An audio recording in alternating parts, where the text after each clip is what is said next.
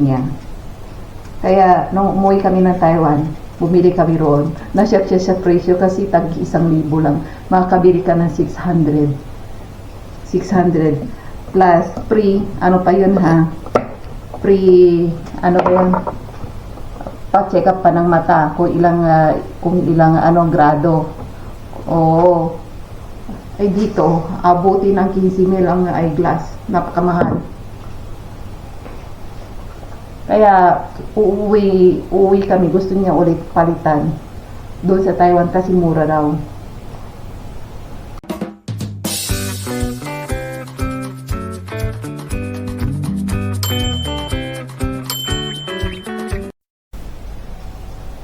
Maganda ang panahon ngayon, hindi super lamig.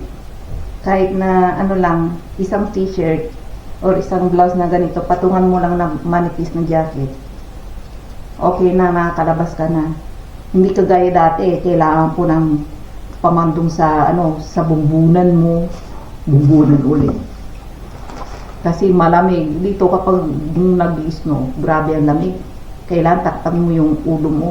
Kahit na mahaba na tong buhok ko, malamig pa rin. Super lamig last 3 months. Ngayon, maganda ang temperature. Parang air condition lang sa labas. Kahit na may araw yan, hindi pa rin mainit na mainit. Ano yan, parang aircon. Maganda nga ngayon, may araw na eh. Halos 3 buwan na pag lumalabas ako, nakikita niyo naman yung mga upload ko. Madilim sa labas parati, makulimlim. Ayan. Ayan, sa linggo ngayon, nandito yung asawa ko, nandun sa kwarto niya, may homework siya. Nagtatrabaho sa computer niya. Kaya, marami siyang trabaho kasi hindi ko siya matulungan. Hindi ko alam ang style ng work na yan. Kaya, siya na lang. Kaya, naghahanap ako ng sarili kong work.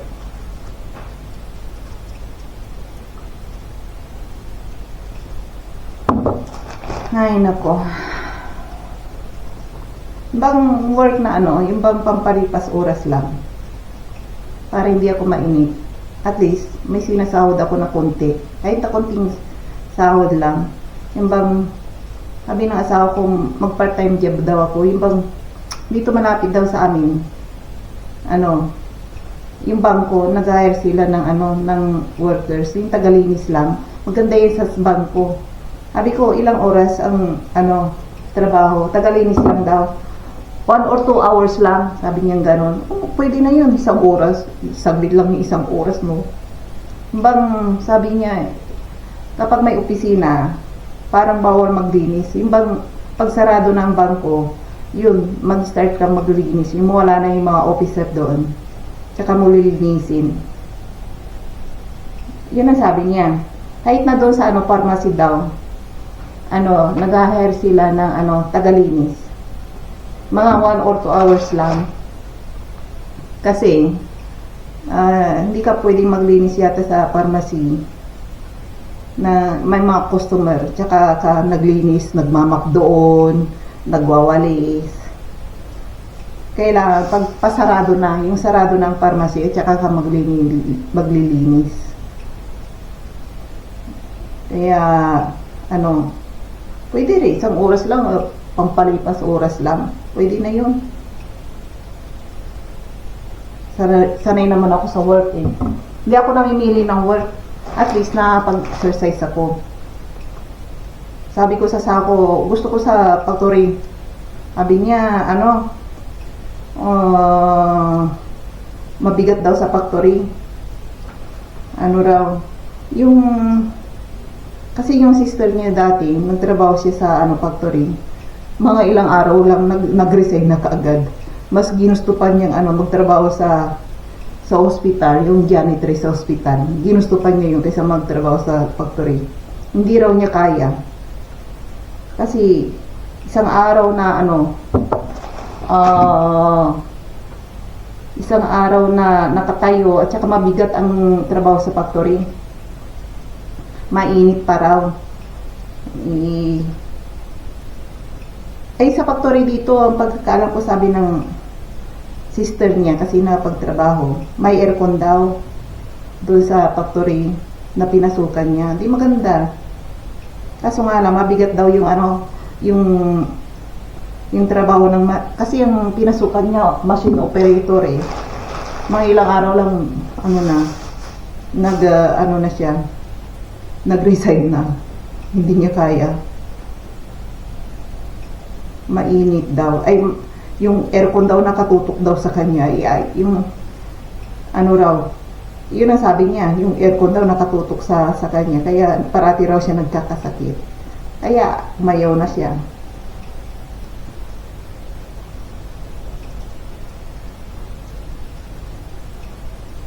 Maraming trabaho na ino-offer dito, kaso nga lang malayo. Yung bang sa hotel din pwede rin.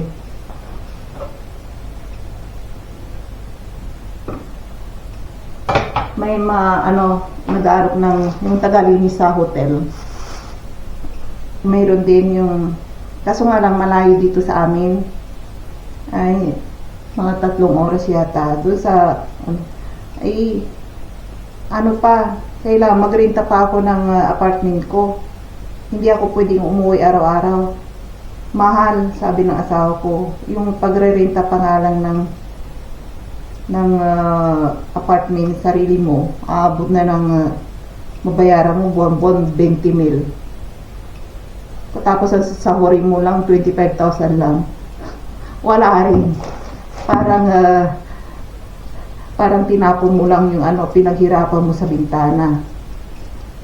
Hindi lang yun hindi lang apartment ng ay paano pa yung pagkain mo araw-araw. Tapos bibili ka pa ng internet mo. Ayan. Agahan mo pa tanghalian. Nako, kulang yan.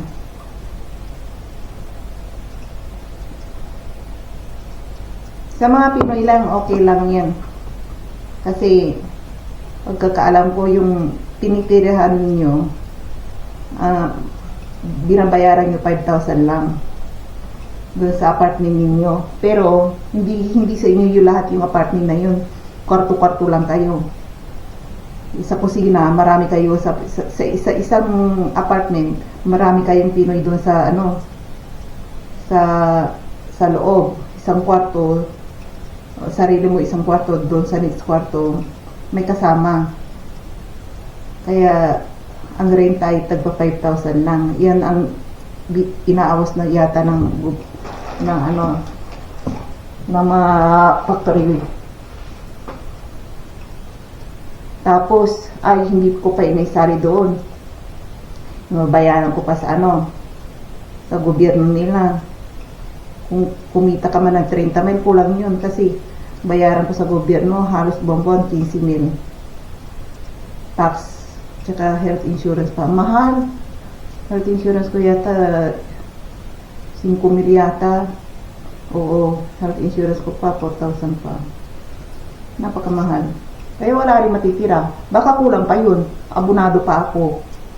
Naku. Kaya sinayang ko pang oras ko sa pagtatrabaho. Wala pa rin kita. Baka yung asawa ko pa, manghihi pa ako ng suportas para sa kanya, pambili ko ng ulam. Pambili ko ng mga kain. Wala rin. Hindi mas maganda, mag-stay na lang ako rito sa bahay.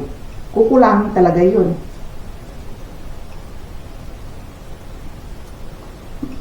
Diyan ka mamumulobi sa mga bayarin sa gobyerno nila. Napakamahal. Parang nakikinig ang asawa ko eh. Ayun pa, chismoso yan eh. Kung saan nga chismis nandun siya. Alam niyo mga rito, mga lalaki. Nakakala niyo yung mga taga-check. Number 1 chismosa rin ang mga yan, chismoso. Kapag sila'y nagkumpulan sa mga kaibigan nila, ikikismis nila. Number 1 chismoso ang mga taga-check din. Kala niyo dyan sa Pilipinas lang. Marami rin dito sa kantin nila pag or chinichismis nila yung mga kaibigan din nila, ganito ganyan. Marami rin chismoso rito, lalo mga biyanan, ang buruan ang mga yan. Parating may pakpak ang balitas para sa kanila. Kasi kahit na hindi pilay ng uugod-ugod na, nalalaman pa rin niya kung saan ang chismis. Magtatawagan lang ang mga yan. O di kayo pumunta sila sa beer house, kahit na uugod-ugod na sila, nagbe-beer house pa rin ang mga yan. Ang laman ng mga beer house dito ay mga matanda, mga lolo't lola. Diyan sila nagchichismisan.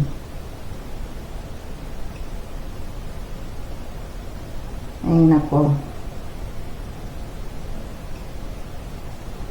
Ayan, naipagchismisan ako sa inyo. Marami kayo malalaman tungkol dito yung pamumuhay nila dito, kung makikinig kayo sa akin.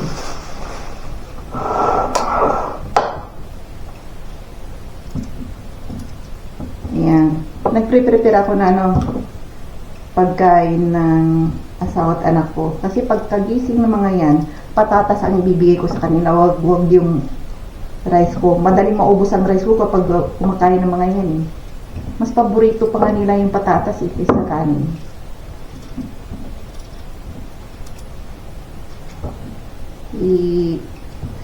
Per kilo lang naman binibili ko Mag-aalas 3 na. Hindi pa ako kumakain. Mamaya aris ang asawa ko may work ulit yan. Marami siyang work. Nagpahinga lang sa umaga. Linggo ngayon kasi, dati walang trabaho yan tuwing Sabado-Linggo.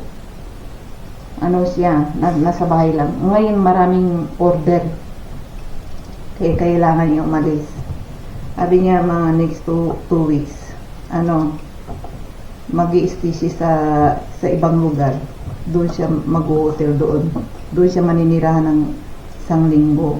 Malayo kasi, hindi siya pwedeng umuwi araw-araw. Napakalayo. Mga 2 or 3 hours.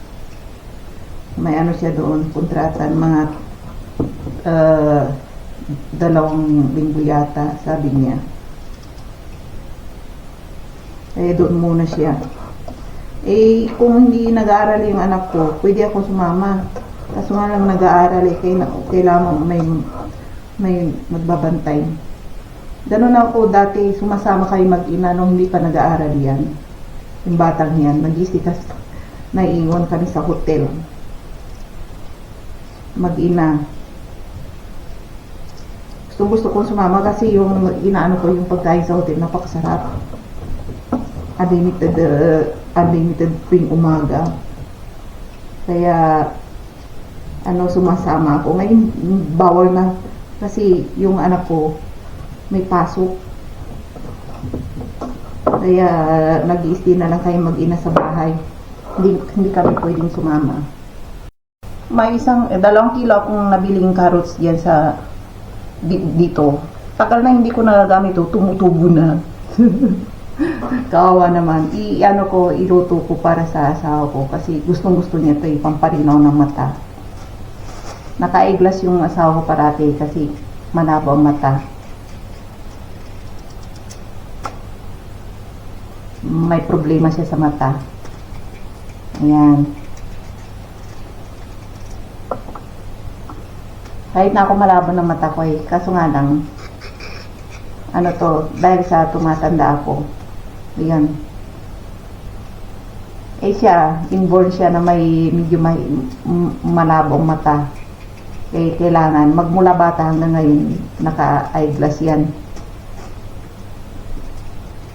Yung isang mata niya, napakalabo raw. Hindi ko alam, itong kanan yata, malabo raw.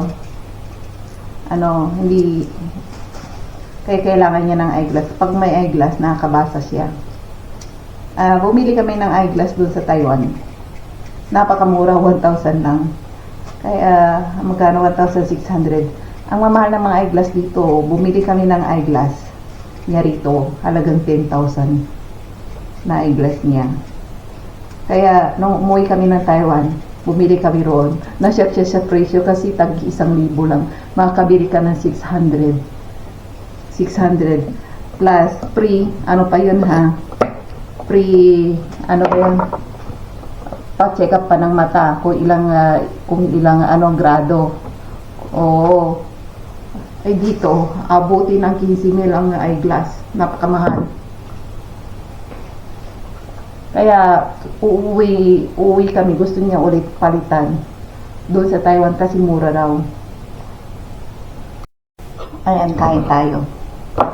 Yung ano ko, kamatis tsaka pork chop with rice. Ayan, kain tayo. Yung dalawa tulog pa. Hindi ko talaga sila mahintay, bahala sila sa buhay nila, may gabi pa sila kumain. Yung bata is tulog pa hanggang ngayon. Bukas may pasok siya. Hindi ko alam mamayang gabi kung anong oras siya may matutulog. Isang araw natulog siya eh.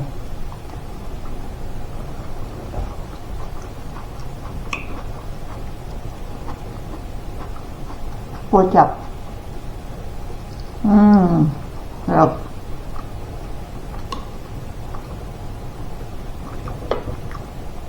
Harap ng kamatis.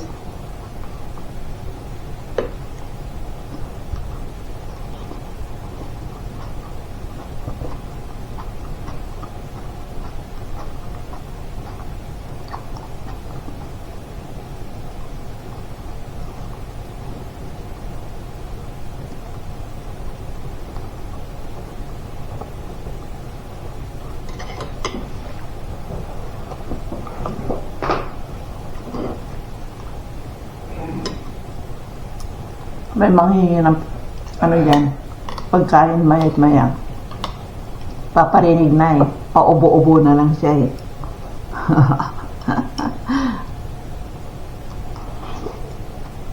Harap.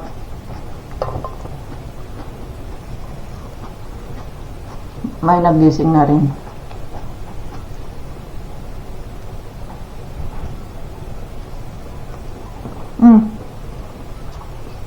Lumilipad pa yung pagkain ko. Harap ng yung habaw ng kamatis.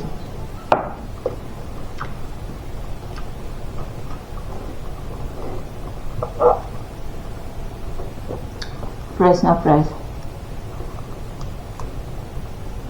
Harap.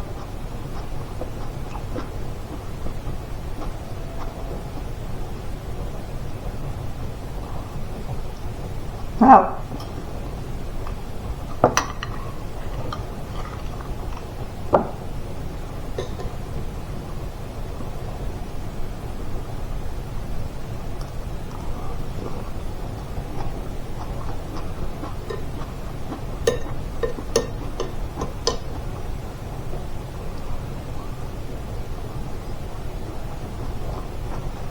Harap.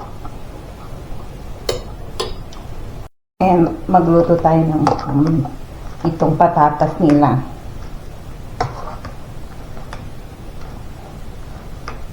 Ganito lang ang style ng mga pagkain nila. Okay na yun sa kanila. Lagyan natin ng asin. Kahit nilaga lang yan, hindi mo igaganito. Okay na yan. O di kay prito lang. Okay na.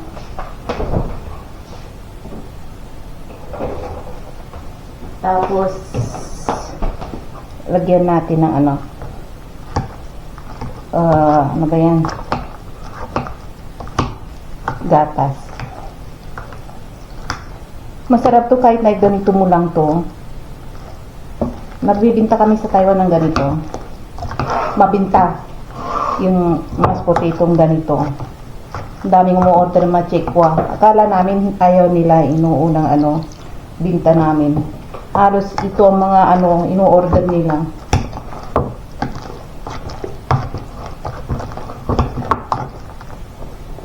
Tapos lagyan ng butter.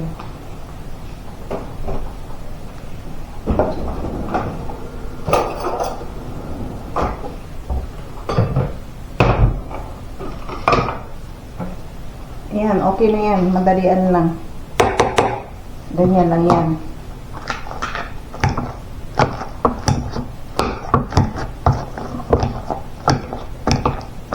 Diba madali lang. Ilaga mo lang yung ano, patatas. Kuminsan, ginagawa nila rito, nilalagay nila sa oven. Piniprito lang yung buong ano, patatas. Okay na yun.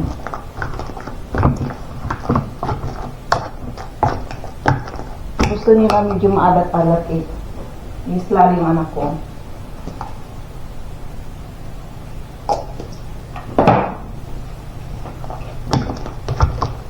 Ayan.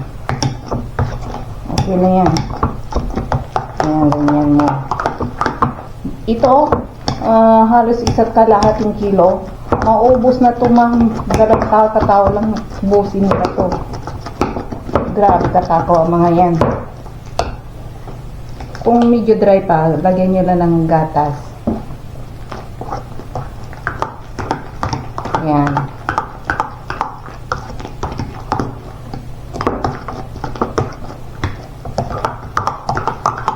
Ayan, ganyan. Pero kapag medyo dry pa, ano, lagyan lang ng gatas. Gatas lang katapat yan. Huwag niyong haluan ng gatas na powder. Nako, marireject yung ano, mas potito niyo.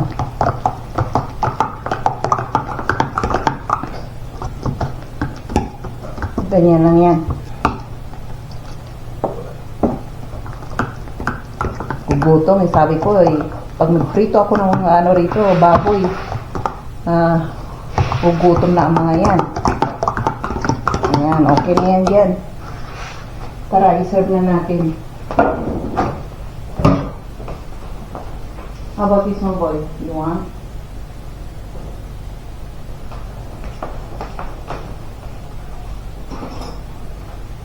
Ayan, serve na natin. Pa-easy lang.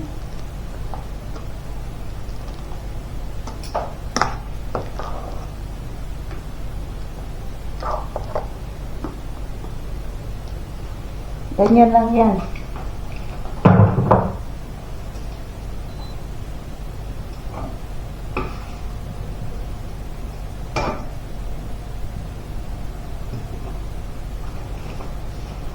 Tingnan nyo. Yung ano ba yan? Ano camera ko. Tapos lagyan natin ng ganito.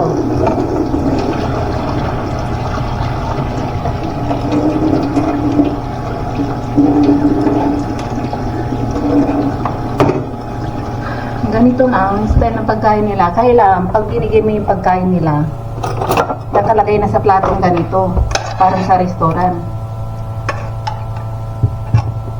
Hindi sila kumakain na yung ano, yung ilagay mo yung ulam sa lamesa, isang adobo na nasa plato. Hindi, ganito sila kumain. Yung kapag sineserve mo, nilalagay na lang sa plato na may lahat na lang mayroon. Yan. Nilago ko yung ano, yung gulay, carrots kasi ano, mas masarap yung pag nilaga. Yan, pagkain lang ng asawa ko yan. Yung anak ko na isa, bagong gising, tinatanong, ayaw sumagot, diwag.